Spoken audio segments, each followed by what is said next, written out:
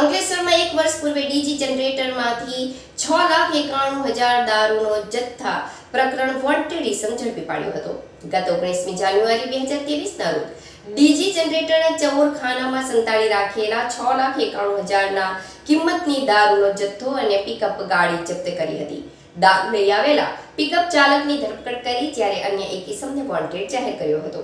19મી જાન્યુઆરી 2023ના રોજ અંકલેશ્વર શહેરના GIDC police મથકના તત્કાલીન પોલીસ ઇન્સ્પેક્ટર A.K. જાડેજા અને તેમની ટીમ પેટ્રોલિંગમાં હતા તે સમયે માહિતી મળી હતી કે એક મહારાષ્ટ્ર પાર્સિંગની પિકઅપ વાન ગાડીમાં પાછળના ભાગે ડીજી જનરેટરની આડમાં ઇંગ્લિશ દારૂની હેરાફેરી કરવામાં આવે છે તેવી ચોક્કસ માહિતીના આધારે વાલિયા તરફથી મળતી માહિતીવાળી પિકઅપ વાન ગાડી આવતા તેને રોકી તપાસ કરતા પ્રથમ નજરે તેમાં માત્ર ડીજી જનરેટર હોવાનું નજરે પડ્યું હતું. જોકે પોલીસે ઝીણવટભરી તપાસ કરતા જનરેટરમાં ચોરખાનું બનાવી સંતાડી રાખેલા દારૂની નાની મોટી બોટલ 4,860 કિંમત 6,48,000 અને બિયરના ટીન નંગ 432 કિંમત ₹43,200 કુલ 6,91,000 પિકઅપ વાન કિંમત ₹2 લાખ અને એક નંગ મોબાઈલ 3,000 મળીને કુલ 8,94,200નો મુદ્દામાલ જપ્ત કર્યો છે.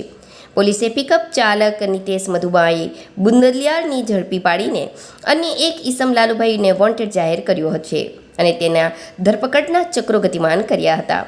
જે ગુનામાં પોલીસે તપાસ દરમિયાન પોલીસ તપાસ મહારાષ્ટ્ર પાલઘરના સંજય ભરત જિંભાલ નામ પણ સામે આવ્યું હતું, જે છેલ્લા 1 વર્ષથી પોલીસ પકડથી ફરાર હતો.